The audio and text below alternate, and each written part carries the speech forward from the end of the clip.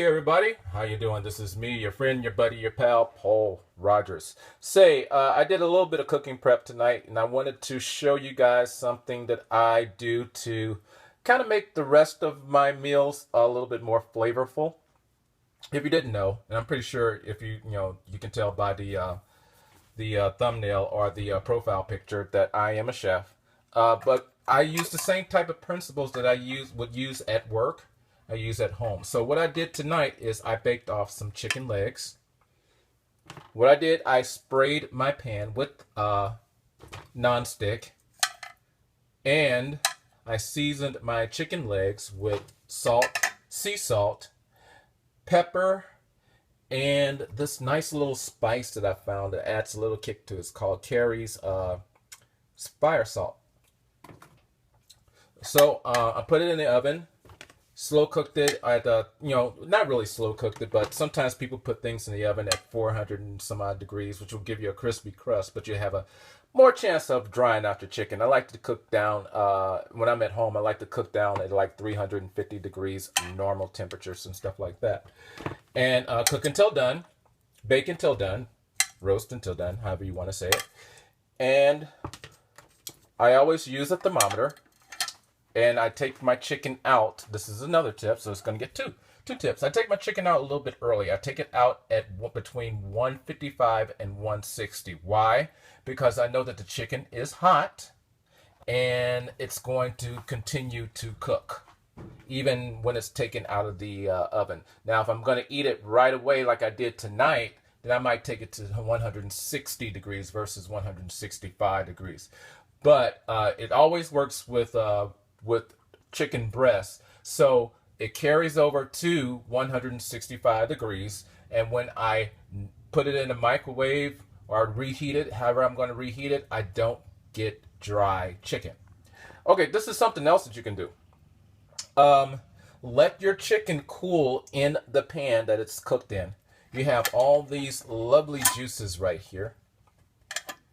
No, that's not grease. That's not, it is some fat in there, and I'll explain to that a little bit later. But those juices will return into your meats if you let it cool in here. Not so much on chicken legs, but on chicken breast, yes. So you want to let the chicken rest inside the pan that you cook it on, especially if you have a lot of juices from the chicken. Now, what I have here, like I said, this is the pan that I roasted my chicken legs in. This right here is juices and fat. This is the stuff that people normally throw away.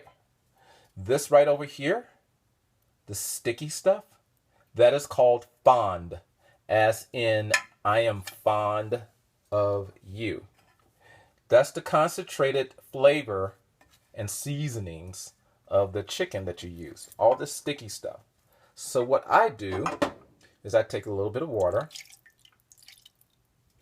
not that much, and I use it to loosen that fond.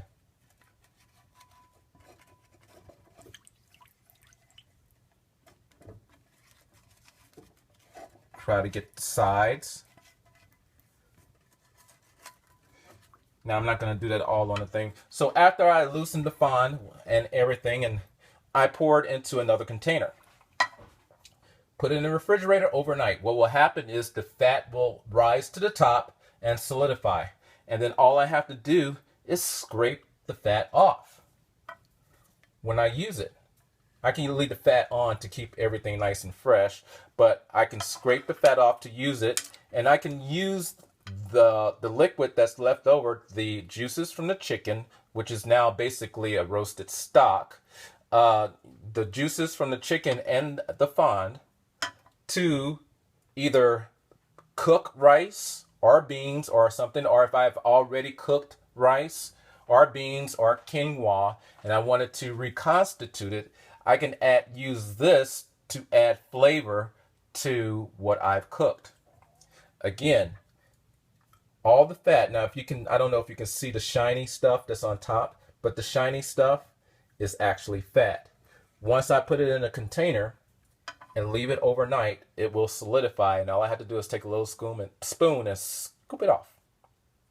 Okay, and then I'll have stock to put into my rice. If I cooked rice with no stock or no flavoring or anything, just like I normally do when I prep rice, wild rice, or brown rice, or white rice, or any type of things like that. Or if I wanted to do something like saute some potatoes, I could use some of that stock to make smothered potatoes with some onions and some garlic.